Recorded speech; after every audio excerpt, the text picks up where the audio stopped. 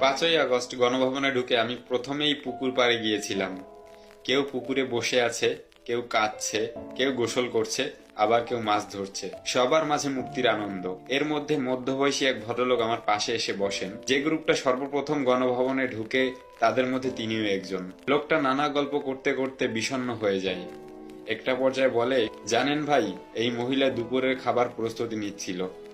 তার ডাইনিং এ 10-12 পদের আইটেমের বুফে প্রস্তুত ছিল। একদম গরম টাটকা খাবার। তার ফ্রিজ খুলে দেখেছিলাম, এত বড় বড় পাঙ্গাস মাছ আমি জীবনেও দেখিনি। এক একটা 15-20 কেজি ওজনের, সবগুলো নদীর পাঙ্গাস।